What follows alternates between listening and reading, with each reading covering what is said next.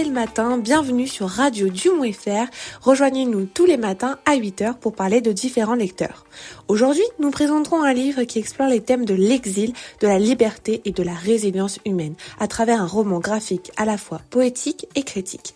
L'écrivain Manan Enstani a écrit le fameux Les oiseaux de papier qui est nommé au Grand Prix littéraire.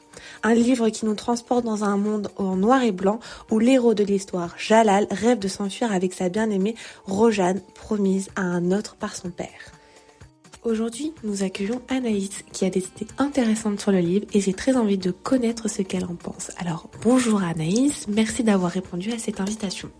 Oui, merci beaucoup. Alors, qu'est-ce que tu penses de ce fabuleux roman graphique ?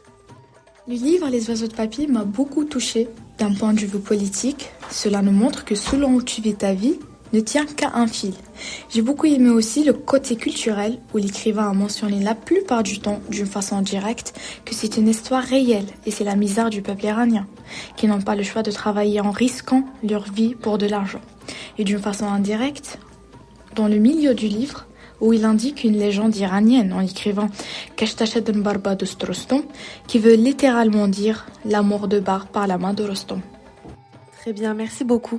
Maintenant, qu'as-tu pensé de la métaphore du tapis ? Parce que cette métaphore du tapis, on voit tout le temps Rojane tissée en tout début de chapitre. Qu'est-ce que pour toi, ça te fait ressentir ? Forcément, pour moi, la métaphore du tapis est une partie très importante du livre. L'auteur reflète l'espoir que l'héroïne a toujours porté en elle de retrouver son bien-aimé. Malgré les difficultés et la mélancolie qu'elle éprouvait, cela nous enseigne une leçon précieuse. Garder espoir en nos objectifs, quelles que soient nos circonstances difficiles. Dans cette partie en particulier, j'ai également remarqué le talent de l'auteur pour le dessin. Les détails du tapis et les couleurs qu'il a choisies m'ont vraiment fait ressentir la chaleur de l'espoir. Oui, effectivement, de l'espoir. Mais alors, pour toi, est-ce que tu penses qu'il y a de l'espoir à la fin ? Pour moi, je pense que la dernière scène du livre, où l'oiseau s'envole dans les airs après avoir été avec le petit garçon, symbolise une fin tragique de l'histoire. Malheureusement, je ne crois pas qu'il y a d'espoir.